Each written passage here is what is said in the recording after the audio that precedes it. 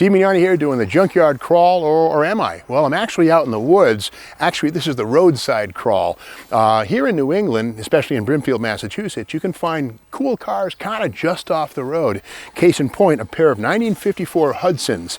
This one is a Hornet, and again, 1954 was the final year for Hudson in its independent mode. It merged with Rambler in 1954-55, and from 1955 through 58, well, Ramblers and Hudsons, or Nashes I should say, shared the same shell. And we can see right here, this is Motor Trend March of 55, and what happened was the same body shell, which was a Nash piece, was used for both the Hudsons and the Nashes in 1954, 5, 6, 7, and 8. And Hudson would be gone after 1958, but they arrived in 1910 and were actually one of the more advanced automakers in the country. Now, this is a 54.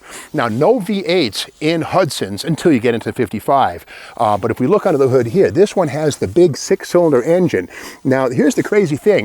Up till 52, you could get an 8-cylinder Hudson with 254 cubic inches, but there were also 3 6-cylinder engines with 232, 262, and 308 cubes. This one is a 2-barrel. I can see the remains of the intake with a single 2-barrel carburetor, but this has the aluminum head, that light color on the head. This is the optional high compression aluminum head. Pretty cool.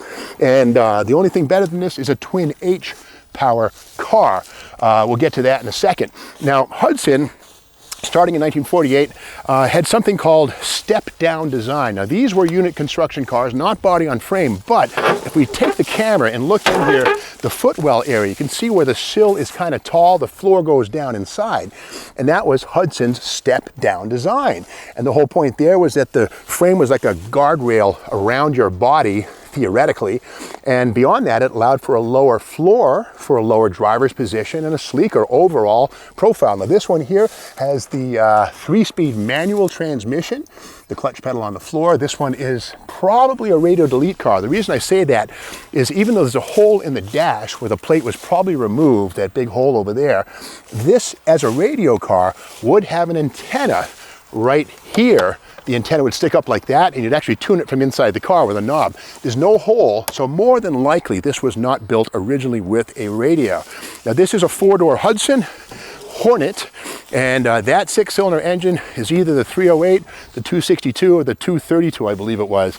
But again, here's that crazy streamlined torpedo type design seen specifically on Hudsons. And the weird thing about Hudsons too is that the rear wheel opening, kind of like same era Nashes, there's no opening.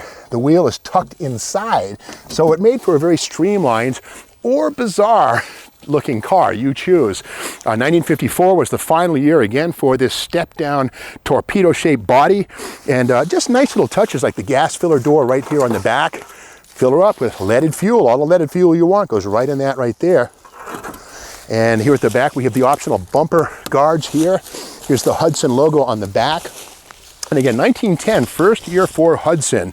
And, you know, an innovative car. And again, this is what we used to call one of the independents versus the big three. Chrysler, General Motors, and Ford. The big three, well, we had American Motors, Rambler, Studebaker, Hudson, and Packard. But again, this is a 54, but it's only one of 2 cars here on this site. So let's take a walk. Look at that in the distance. Okay, let's keep going. Now, I think that's another 54.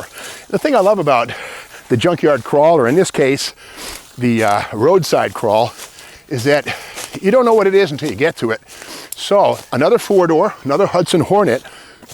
Oh, look at this, on the trunk. See, it says H power. That said twin H power. This was a 2-carburetor car when it was new.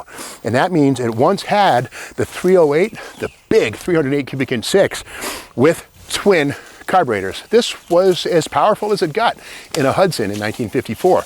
Inside, the window doesn't open, but this has the Hydromatic. That automatic transmission right there was purchased from General Motors. Hudson didn't have their own transmission, so GM's Hydromatic division would supply them with the 4-speed automatic. Now, that's not an overdrive, but rather a big cast iron tranny that was also used in Cadillacs. And Lincoln also took a bite of the GM Hydromatic automatic transmission. Now, this one here would have a twin H power emblem right here, or it did long ago.